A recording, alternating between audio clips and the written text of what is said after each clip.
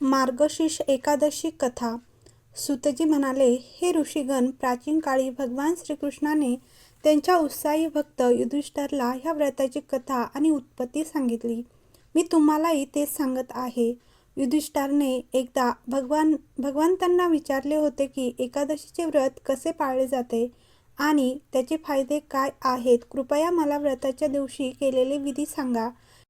हे ऐकून भगवान श्रीकृष्ण म्हणाले, हे युधिष्ठिर, मी तुम्हाला एकादशीच्या व्रताचे महत्त्व सांगतो, ऐका. प्रथम हे व्रत शरद ऋतूतील मार्गशीर्ष कृष्ण एकादशीला सुरू केले जाते. दशमी म्हणजे 10व्या दिवशी. रात्रीच्या जेवणानंतर तोंडात अन्न राहू नये म्हणून दात पूर्णपणे घासून घ्यावे. रात्री कधीही जेवू नका किंवा जास्त बोलू नका. एकादशीला पहाटे 4 वाजता उठा आणि प्रथम उपवास करण्याचा संकल्प करा. त्यानंतर तुमचे स्नान आणि इतर आवश्यक गोष्टींपासून मुक्त व्हा. शुद्ध पाण्याने स्नान करा. व्रत करणाऱ्या व्यक्तीने चोर, ढोंगी, व्यभिचारी, निंदक, खोटे बोलणारा आणि इतर कोणत्याही पापी लोकांशी बोलू नये. स्नान केल्यानंतर तूप, दिवा आणि नैवेद्य अशा 16 गोष्टींनी देवाची पूजा करावी आणि रात्री दिवादान करावा. रात्री झोपू नये किंवा कोणत्याही कामात सहभागी होऊ नये. रात्रभर स्तोत्रे गायली पाहिजेत. भूतकाळात जाणून-बुजून किंवा अजाणतेपणाने केलेल्या कोणत्याही पापांसाठी क्षमा मागावी. धार्मिक पुरुषांनी कृष्ण पक्ष आणि शुक्ल पक्षातील एकादशीचे दिवस समान मानले पाहिजेत. वरील पद्धतीने एकादशीचे व्रत करणाऱ्यांना शंकुद्धार तीर्थात स्नान करून देवतेचे दर्शन घेण्याचे पुण्य मिळते. एकादशीच्या दिवशी दान देण्याचे पुण्य लाख पटीने जास्त आहे. संक्रांतीच्या वेळी सूर्यग्रहण स्नान करून दान केल्याने मिळणारे पुण्य एकादशीच्या उपवासाने मिळणाऱ्या पुण्यापेक्षा 4 लाख पटीने जास्त आहे.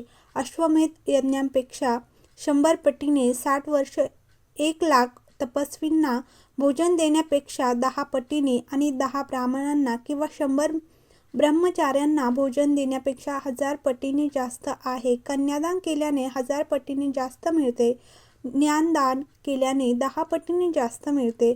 भुक्यालांना भोजन दिल्याने 10 पटीने जास्त मिळते. देव आणि पितर दोघांनाही संतुष्ट करणारे कोणतेही कर्म या जगात नाही, परंतु एकादशीच्या उपवासाचे पुण्य सर्वात मोठे आहे. 1000 यज्ञापेक्षा जास्त फळ मिळते.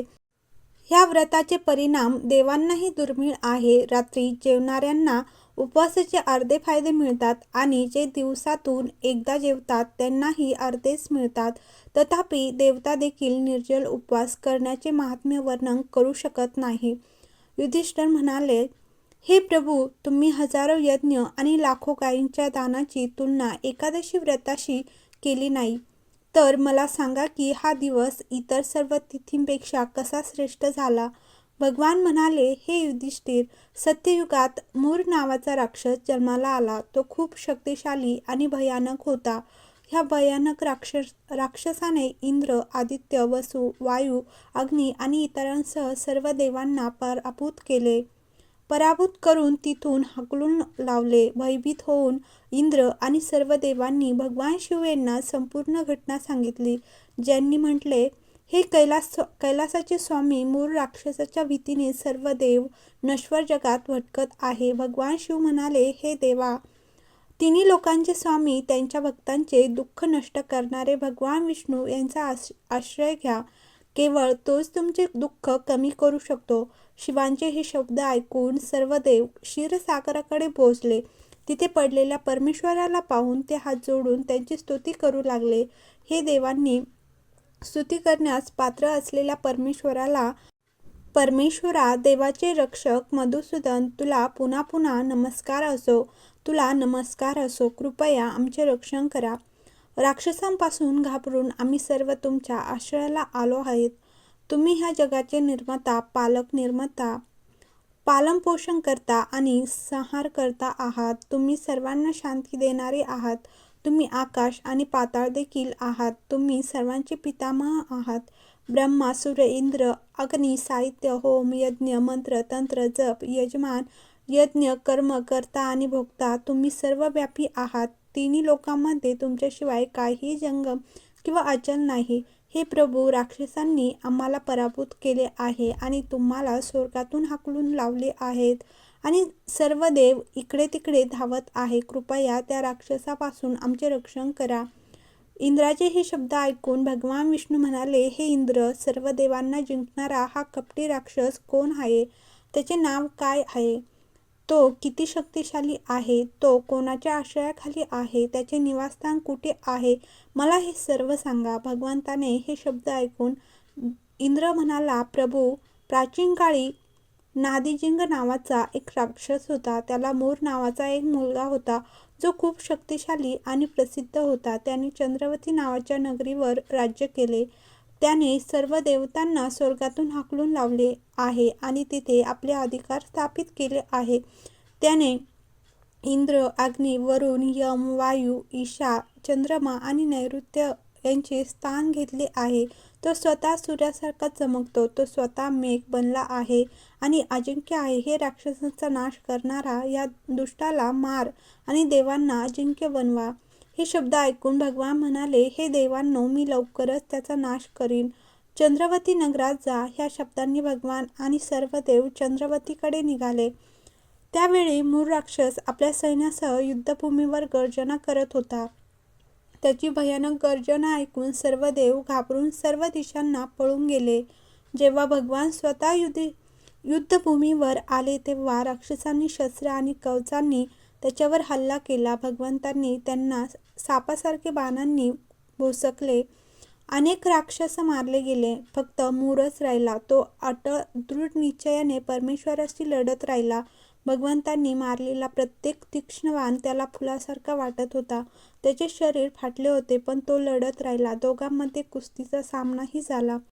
त्यांचे युद्ध 10,000 वर्ष चालू राहिले, परंतु मूर अपराजित राहिला. थकून जाऊन भगवान बद्रीनाथाला गेले. तेथे हेमावती नावाची एक सुंदर गुहा होती. भगवान विश्रांतीसाठी त्यात प्रवेश केला. ही गुहा 12 योजनेची होती आणि त्याचे प्रवेशद्वार फक्त एकच होते. भगवान विष्णू तेथे योगनिद्राच्या मांडीवर झोपले. मूर मागे गेला आणि भगवान झोपलेले पाहून त्यांना मारण्याची तयारी केली. जेव्हा देवी तेजस्वी रूप घेऊन भगवंताच्या शरीरातून बाहेर पडली, देवीने मूर राक्षसाला आव्हान दिले, त्याच्याशी लढले आणि त्याला लगेच मारले. जेव्हा भगवान हरी योगनिद्रेच्या मांडीतून जागे झाले तेव्हा त्यांनी सर्व काही जाणून घेतले आणि देवीला सांगितले, तुम्ही एकादशीला जन्माला आल्यापासून तुम्हाला उत्पन्न एकादशी म्हणून पूजा केली जाईल. तुमचे भक्तच माझे भक्त असतील. हे एकादशी व्रत कसे पाळावे याबद्दल भगवंतांनी सांगितले आहे की दशमीला दिवसा फक्त सात्विक अन्न खावे आणि संध्याकाळी दात घासून स्वतःला शुद्ध करावे. रात्री अन्न वर्ज्य करावे आणि परमेश्वराच्या रूपाचे स्मरण करत झोपावे. सकाळी स्नान करावे, संकल्प करावा आणि निर्जला व्रत करावे. दिवसा भगवान विष्णूची पूजा करावी. पूजेमध्ये धूप, दिवे आणि इतर विविध नैवेद्यांनी विष्णूला प्रसन्न करावे. अशुद्ध विचारांचा त्याग करून सात्विक भावनांचा अवलंब करावा. रात्री भगवान हरीच्या नावाने दिवे लावावेत आणि आरती भजन करत जागरण करावे. भगवान म्हणतात की उत्पन्न एकादशीला हा व्रत जो करतो त्याला हजारो यज्ञाचे फळ मिळते.